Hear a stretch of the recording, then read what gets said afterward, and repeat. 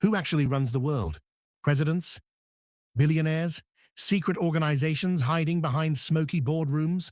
Welcome back to the channel. If you're interested in geopolitics, world power, and the hidden mechanics behind international events, this video will open your eyes. Today, we're diving into Noam Chomsky's explosive book, Who Rules the World? A bold investigation into who really makes decisions that shape our lives. Spoiler, it's not the voters. Let's get into it. What does Chomsky ask? Chomsky starts with a deceptively simple question. Who rules the world? His answer? There is no single ruler. The world is far too complex for that. But we can identify clusters of power, actors who consistently steer decisions. The United States, G7 state capitalist nations, global financial institutions like the IMF and World Bank, organized economic elites, and corporate interests. Together, Chomsky calls them the masters of the universe. Not a conspiracy, just a description of who has power, who writes rules, and who benefits. Post-World War II power. Chomsky argues that since 1945, the United States has been the single most dominant global force. Think of it this way. The US sets terms on major diplomatic issues, influences global finance systems, and controls much of the discussion on nuclear weapons, environmental policy, and Middle East power struggles. But this dominance has been declining, gradually but unmistakably, since its peak right after World War II. And here's the catch. Even if America's power declines, the structures it built still persist. That's where things get dangerous. Who really gets represented? Chomsky hits a critical point. Average citizens have almost no impact on US government policy. Studies show that the wealthy, organized interest groups and corporate lobbyists dominate political outcomes regardless of public opinion. So yes, you vote, but the policy is often shaped long before a bill hits the floor. This isn't conspiracy, it's data. The US political system operates like a plutocracy wearing democratic clothing. Europe isn't immune.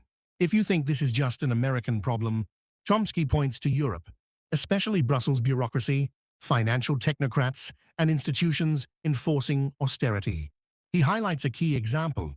When Greek citizens wanted a democratic say in their own economic future during the austerity crisis, powerful financial institutions crushed that vote.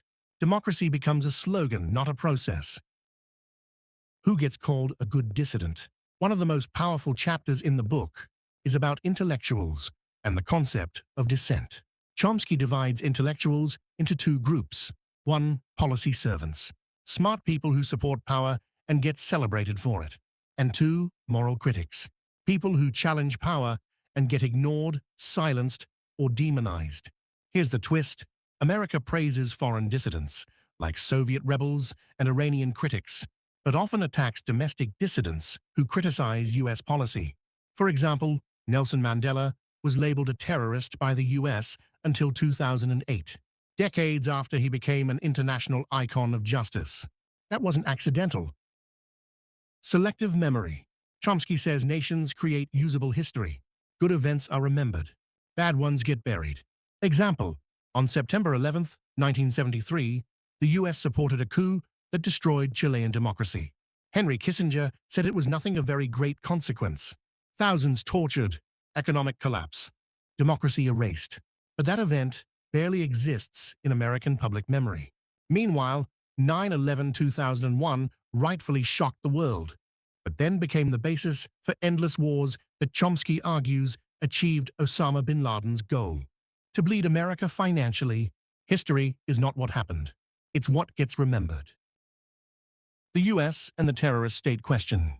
Chomsky makes one of his most controversial claims. The United States is one of the leading terrorist states in the world. Not because Americans are evil, but because US leaders routinely use violence to achieve political goals, engage in covert operations, and support dictatorships when convenient. He cites Cuba, the Philippines, Haiti, and Iran as examples. Intent is unclear. Consequences are very real. The Iran obsession. Chomsky breaks down the Iran threat and finds something stunning. US intelligence agencies say Iran is not a military threat. Iran wants a deterrent, not dominance. Non-aligned nations support Iran's nuclear rights. But for the US and Israel, any deterrent, even defensive, is unacceptable because deterrence means less control. This isn't about fear, it's about hegemony. Israel-Palestine reality. Chomsky claims the US has led the rejectionist position for 40 years, blocking international consensus on a two-state solution. Israel expands settlements, and the US provides protection. Meanwhile, Israel pursues a strategy to take valuable land, avoid population centers, and create Greater Israel without Palestinians. A single democratic state is impossible under this plan. So peace becomes impossible by design. Not accident, it's policy. The two ultimate threats. Chomsky ends with a chilling warning. The two greatest threats to human existence are nuclear war and environmental collapse. And here's the terrifying part. The people who could fix these problems simply aren't doing it.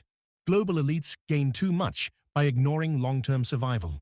Climate catastrophe accelerates. Nuclear risks remain high. Political leaders look the other way.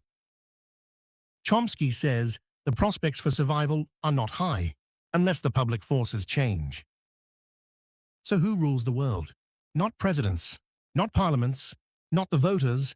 Power flows through institutions, corporations, financial networks, quiet alliances, and decisions made behind closed doors. Chomsky doesn't just want you to know this.